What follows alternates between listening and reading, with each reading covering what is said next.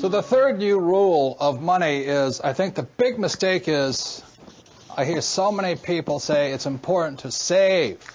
That's ridiculous. And the reason that's ridiculous is because what happened in 1971 is crucial. In 1971, the U.S. dollar stopped being money. In 1971, the U.S. dollar became a currency. And what that meant is Richard Nixon, in 1971, the president, took us off the gold standard. That's like giving an alcoholic free rein to the bar, or it's like giving somebody who can't control their spending unlimited credit cards. So what's happening is all the savers today are losers.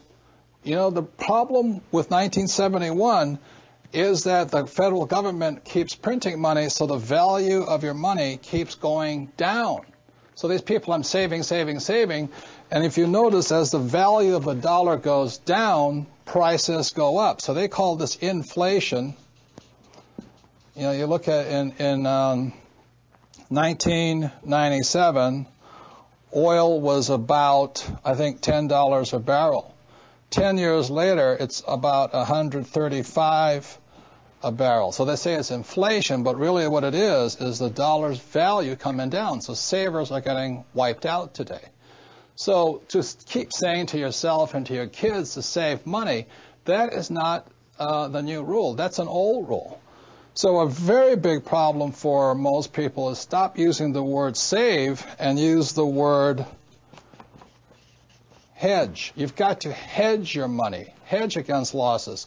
Like when I buy a stock, I put a hedge in. I put a stop loss or a put inside of it or a call, whatever I'm doing. I want to stop it. So today, I don't save money. I'm hedging. So in 1997, I started investing in oil, gold, and silver. So as a dollar dropped, oil, gold, and silver went up. So I'm not betting so much on oil, gold, and silver.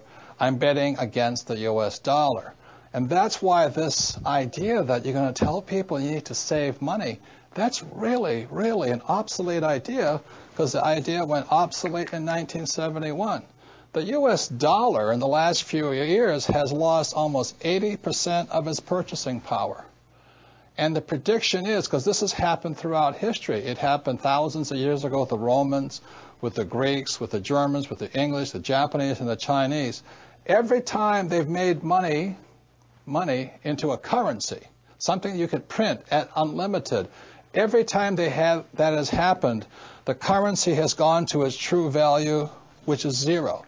So I am afraid as this economic volatility continues, the savers who were operating by the old rules of money are just going to get wiped out because the purchasing power of their dollar is going to go down.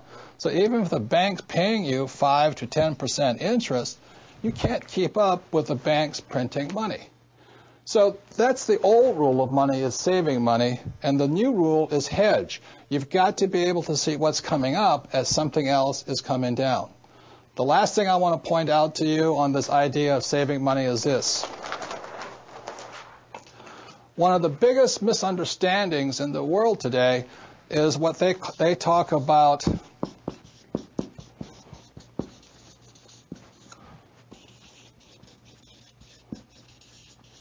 if I misspell again, apologize, is the U.S. Federal Reserve Bank, which I believe was created in 1913. In 1971, the reason 1971 is such an important time was because the U.S. Federal Reserve became the bank to the world. They could print as much money as they wanted. Never in the history of the world has anybody been allowed to print money for the rest of the world. Let me backtrack one more time. I talked about how the Romans did it, the Greeks did it, and all this. Every time people have done this, chaos has broken out, and that's why there's chaos in the world today. So in 1913, when the U.S. Federal Reserve Bank was created, they were basically allowed to print money for the world. Every time that has happened throughout history, a despot has arrived. For example, in 1933, a man named Adolf Hitler rose to power when the Weimar Republic was allowed to print as much money as it wanted to do.